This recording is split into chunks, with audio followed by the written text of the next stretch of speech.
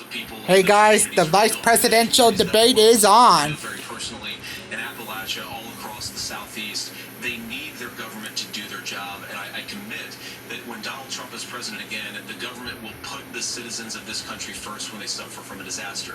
Now, Nora, you asked about climate change. I think this is a very important issue. Look, a lot of people are justifiably worried about all these crazy weather patterns. I think it's important for us, first of all, to say Donald Trump and I support clean air, clean water. We want the environment to be cleaner and safer. But one of the things that I've noticed some of our Democratic friends talking a lot about is a concern about carbon emissions. This idea that carbon emissions drives all of the climate change. Well, let's just say that's true. Just for the sake of argument, so we're not arguing about weird science, let's just say that's true. Well, if you believe that, what would you want to do? The answer is that you'd want to reshore as much American manufacturing as possible, and you'd want to produce as much energy as possible in the United States of America because we're the cleanest economy in the entire world. What have Kamala Harris's policies actually led to? More energy production in China, more manufacturing overseas, more doing business in some of the dirtiest parts of the entire world. And when I say that, I mean the amount of carbon emissions they're doing per unit of economic output. So if we actually care about getting cleaner air and cleaner water, the best thing to do is to double down and invest in American workers and the American people. And unfortunately, Kamala Harris has done exactly the opposite. Governor Walz, you have 2 minutes to respond. Well, we got close to an agreement because all those things are happening. Look, first of all, it is a horrific tragedy with this hurricane, and my heart goes out to the folks that are down there in contact with the governors. I serve as co-chair of the Council of Governors as we work together on these emergency managements. Governors know no partisanship. They work together to solve. The governors and the emergency responders are on the ground. Those happen on the front end. The federal government comes in, makes sure they're there to that we recover, but we're still in that phase where we need to make sure that they're staying there, staying focused. Now, look, coming back to the climate change issue, there's no doubt this thing roared onto the scene faster and stronger than anything we've seen. Senator Vance has said that there's a climate problem in the past. Donald Trump called it a hoax and then joked that these things would make more beachfront property to be able to invest in. What we've seen out of the Harris administration now, the Biden-Harris administration, is we've seen this investment. We've seen massive investments, the biggest in global history that we've seen in the Inflation Reduction Act, has created jobs all across the country. 2,000 in Jeffersonville, Ohio, taking the EV technology that we invented and making it here. 200,000 jobs across the country. The largest solar manufacturing plant in North America sits in Minnesota. But my farmers know climate change is real. They've seen 500-year droughts, 500-year floods back to back. But what they're doing is adapting, and this has allowed them to tell me, look, I harvest corn, I harvest soybean, I harvest wind. We're producing more natural gas and more oil at any time than we ever have. We're also producing more clean energy. So the solution for us is to continue to move forward, that climate change is real. Reducing our impact is absolutely critical, but this is not a false choice. You can do that at the same time you're creating the jobs that we're seeing all across the country. That's exactly what this administration has done. We are seeing us becoming an energy superpower for the future, not just the current, and that's what absolutely makes sense. And then we start thinking about how do we mitigate these disasters. Thank you. Senator, I want to give you an opportunity to respond there. The governor mentioned that President Trump has called climate change a hoax. Do you agree? Well, look, what the president has said is that if the Democrats, in particular Kamala Harris and her leadership, if I don't really agree. believe that climate change is serious, Climate what they would be change doing is a more hoax. manufacturing I and more disagree. energy production It's in the United States climate of change America, are and that's real. not what they're doing. So clearly, Kamala Harris herself We know we have doesn't believe temperature rhetoric on this. problems. If she did, she would actually agree with Donald Trump's energy policies. Now, something Governor Walz said I think is important to touch upon, because when we talk about clean energy, I think that's a slogan that often the Democrats will use here. And I'm talking, of course, about the Democratic leadership. And the real issue is that if you're spending hundreds of millions or even billions of dollars of American taxpayer money on solar panels that are made in China, number one, you're going to make the economy dirtier. We should be making more of those solar panels here in Oh, the United really? States of America. Some of them are, Tim, but a lot of them are being made overseas in China, especially the components that go into those solar Republicans panels. are So going if to you really want to make make it dirtier on the nuclear, economy. you've got to invest in more energy production. We haven't built a nuclear facility, I think, one in the past 40 years. Natural gas, we got to invest more in it. Kamala Harris has done the opposite. That's raised energy prices and also meant that we're doing Senator, more your to time climate. is up. Governor, would you like to respond? Well, look, we're producing more natural gas than we ever have. There's no moratorium on that. producing more oil. But folks know, and like I said again, these are not liberal folks. These are not folks that are Green New Deal folks. These are farmers that have been drought one year, massive flooding the next year. They understand that it makes sense. Look, our number one export cannot be topsoil from erosion from these massive storms. We saw it in Minnesota this summer. And thinking about how do we respond to that, we're thinking ahead on this. And what Kamala Harris has been able to do in Minnesota, we're starting to weatherproof some of these things. The infrastructure law that was passed allows us to think about mitigation in the future. How do we make sure that we're protecting by burying our power lines? How do we make sure that we're protecting lakefronts and things that we're seeing more and more of? But to call it a hoax and to take the oil company executives to Mar-a-Lago, say, give me money for my campaign, and I'll let you do whatever you want. We can be smarter about that, and an all-above energy policy is exactly what she's doing, creating those jobs right here. Governor, your time is up. The overwhelming consensus among scientists is that the Earth's climate is warming at an unprecedented rate. Margaret? Thank you, Nora. We're going to turn now to immigration. The crisis at the U.S.-Mexico border consistently ranks as one of the top issues for American voters. Senator Vance, your campaign is pledging to carry out the largest mass deportation plan in American history and to use the U.S. military to do so. Could you be more specific about exactly how this will work? For example, would you deport parents who have entered the U.S. illegally and separate them from any of their children who were born on U.S. soil? You have 2 minutes. So first of all, Margaret, before This ain't happening, you guys. We have to stop the bleeding. We have a historic immigration crisis because Kamala Harris started and said that she wanted to undo all of Donald Trump's border policies. 94 executive Separating orders, suspending family is decriminalize illegal aliens, cruel. Massively Putting increasing the asylum kids, fraud that locking exists up our in system. cages. That has opened the floodgates, and what it's meant is that a lot of fentanyl is coming into our country. I had a mother who struggled with opioid addiction and has gotten clean. I don't want people who are struggling with addiction to be deprived of their second chance because Kamala Harris let in fentanyl into our communities at record levels. So There's no stop way. the bleeding. You've got to re-implement Donald Trump's border policies, build the wall, re-implement deportations, and that gets me to your point, Margaret, about what do we actually do? So we've got 25 million illegal aliens who are here in the country. What do we do with them? I think the first thing that we do is we start with the criminal migrants. About 1 million of those people have committed some form of crime in addition to crossing the border illegally. I think you start with deportations on those folks. And then I think you make it harder for illegal aliens to undercut the wages of American workers. A lot of people will go home if they can't work for less than minimum wage in our own country. And by the way, that'll be really good for our workers who just want to earn a fair wage for doing a good day's work. And the final point, Margaret, is you asked about family separation. Right now in this country, Margaret, we have 320,000 children that the Department of Homeland Security has effectively lost. Some of them have been sex trafficked. Some of them hopefully are at homes with their families. Some of them have been used as drug trafficking mules. The real family separation policy in this country is unfortunately Kamala Harris's wide open southern border. And I'd ask my fellow Americans to remember when she came into office, she said she was going to do this. Real leadership would be saying, you know what, I screwed up. We're going to go back to Donald Trump's border policies. I wish that she would do that. It would be good for all of us. Governor, do you care to respond to any of the specific allegations, including that the vice president is, quote, letting in fentanyl and using kids as drug mules, among other things, regarding children? The drug mule is not true, but I will say about the fentanyl, because this is a crisis of this, the opioid crisis. And the good news on this is the last 12 months saw the largest decrease in opioid deaths in our nation's history. 30% decrease in Ohio, but there's still more work to do. But let's go back to this on immigration. Kamala Harris was the Attorney General of the largest state, a border state in California. She's the only person in this race who prosecuted transnational gangs for human trafficking and drug interventions. But look, we all want to solve this.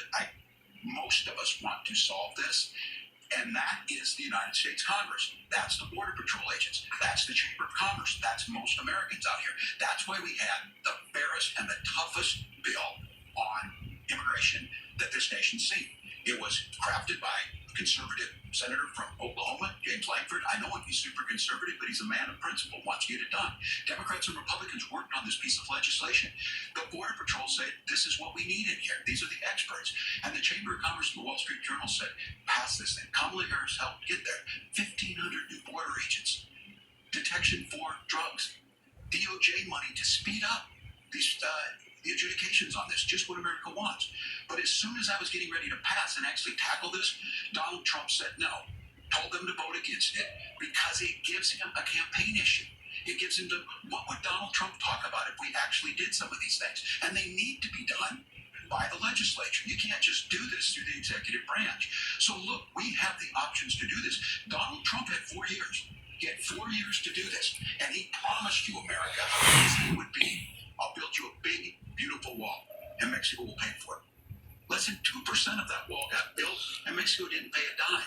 But here we are again, 9 years after he came down that escalator, dehumanizing people and telling him what he was going to do. As far as the deportation plan, at one point, Senator Vance said it was so unworkable to be laughable. So that's where we're at. Pass the bill, she'll sign it. Governor, your time is up.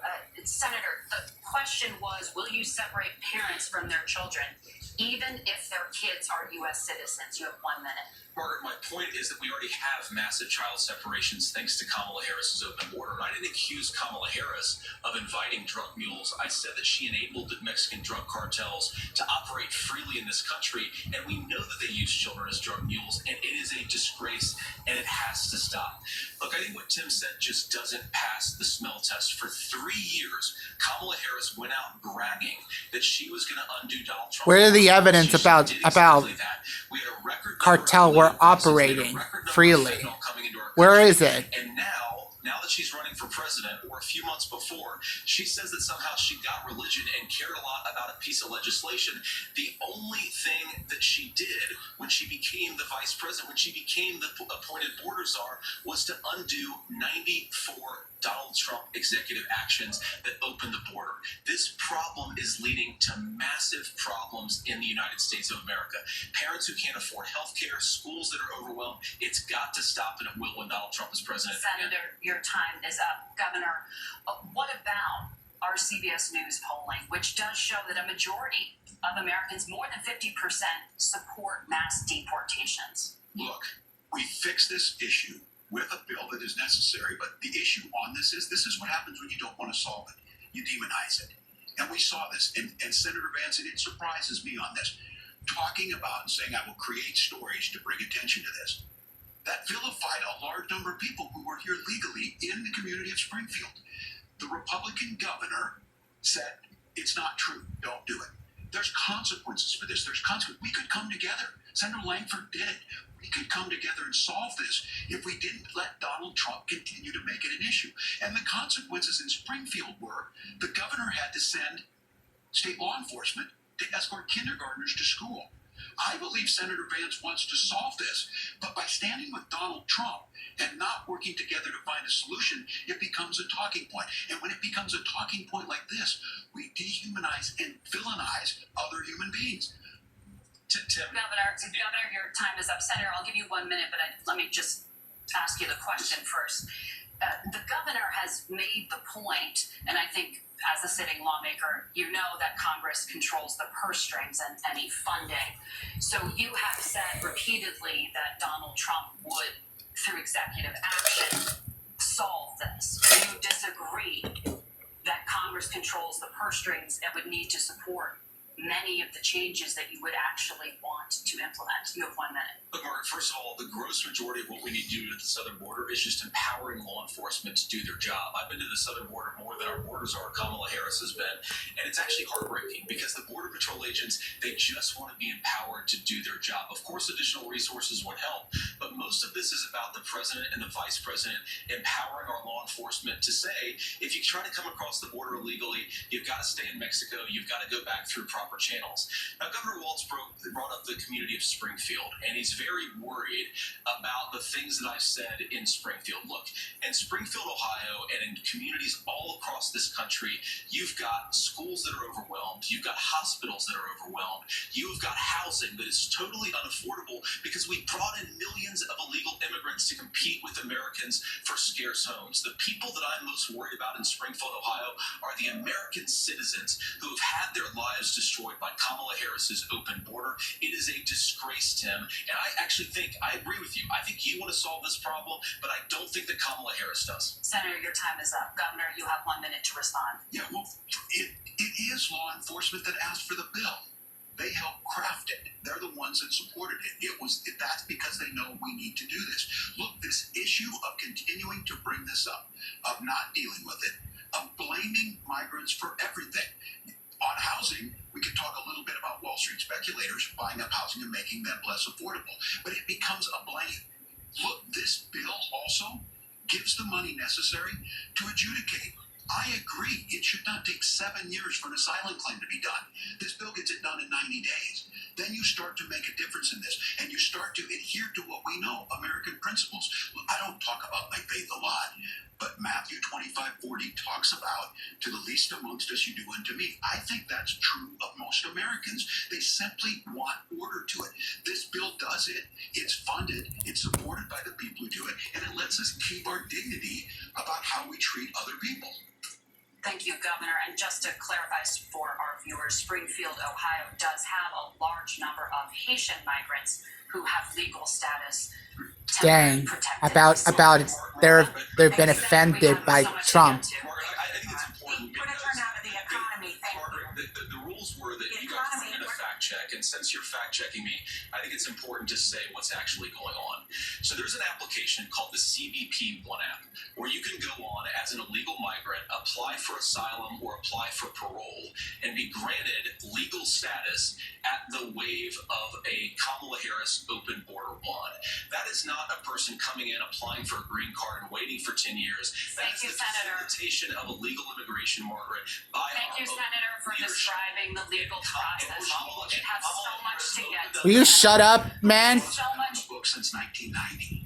Thank you, gentlemen. The We CBP want to have- app has not been on the books since 1990. It's something that Kamala Harris created, Margaret. Gentlemen, the audience can't hear you because your mics are cut. We have so much. I we can want to still get hear to. them. Thank you for explaining the legal process. Nora? Thank you, Margaret. The economy is a top concern for voters. Each of your campaigns has released an economic plan, so let's talk about the specifics.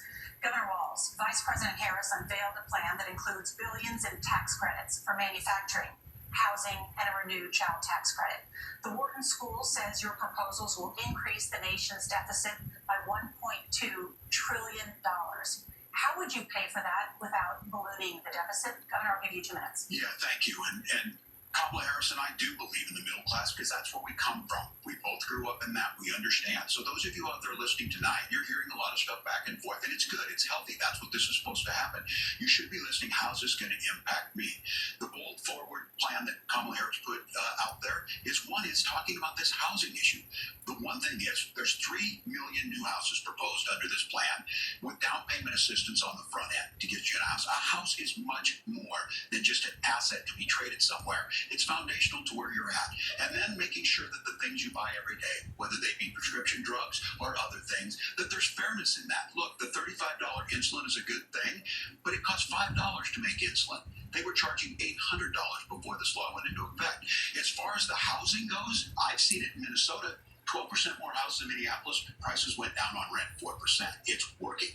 And then making sure tax cuts go to the middle class. $6,000 child tax credit, we have one in Minnesota, reduces childhood poverty by 1/3. We save money in the long run, and we do the right thing for families. And then getting businesses off the ground. The law as it stands right now is $5,000 tax credit for small business, increasing that to $50,000. Now, this is a philosophical difference between us. Donald Trump made a promise, and I'll give you this, he kept it. He took folks to Mar-a-Lago, said, you're rich as hell, I'm going to give you a tax cut. He gave the tax cuts that predominantly went to the top pass. What happened there was an $8 trillion increase in the national debt, the largest ever. Now he's proposing a 20% consumption or sales tax on everything we bring in. Everyone agrees, including businesses, it would be destabilizing it would increase inflation and potentially lead to a recession. Look, this is simple for you. Where are we going? Kamala Harris is set to do the things she wants to do. We'll just ask the wealthiest to pay their fair share. When you do that, our system works best. More people are participating in it, and folks have the things that they need. Senator, I want to give you a moment to respond on that. But similarly, the Wharton School has done an analysis of the Trump plan and says it would increase the nation's deficit by $5.8 trillion. My question is the same for you. How do you pay for all that without ballooning the deficit? I'll give you 2 minutes. Well, first of all, you're going to hear a lot from Tim Walz this evening, and you just heard it in the answer. A lot of what Kamala Harris proposes to do, and some of it, I'll be honest with you, it even sounds pretty good. Here's what you won't hear, is that Kamala Harris has already done it. Because she's been the vice president for 3.5 years, she had the opportunity to enact all of these great policies, and what she's actually done instead is drive the cost of food higher by 25%, drive the cost of housing higher by about 60%, open the American southern border, and make middle-class life unaffordable for a large number of Americans. If Kamala Harris has such great plans for how to address middle-class problems, then she ought to do them now. Not when asking for promotion, but in the job the American people gave her 3.5 years ago. And the fact that she isn't tells you a lot about how much you can trust her actual plans. Now, Donald Trump's economic plan is not just a plan, but it's also a record. A lot of those same economists attack Donald Trump's plans, and they have PhDs, but they don't have common sense and they don't have wisdom.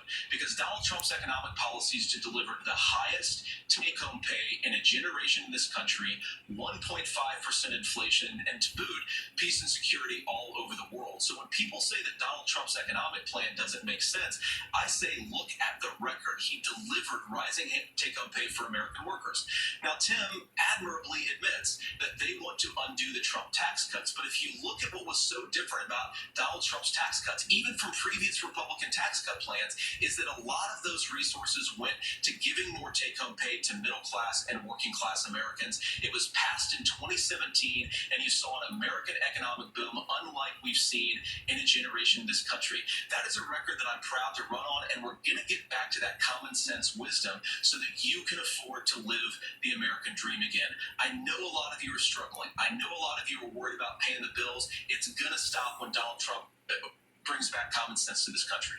Governor, do you want to respond to that? What has Kamala Harris done for the middle Yeah, class? well, Kamala Harris's day one was Donald Trump's failure on COVID that led to the collapse of our economy. We were already before COVID in a manufacturing recession, but 10 million people out of work, largest percentage since the Great Depression.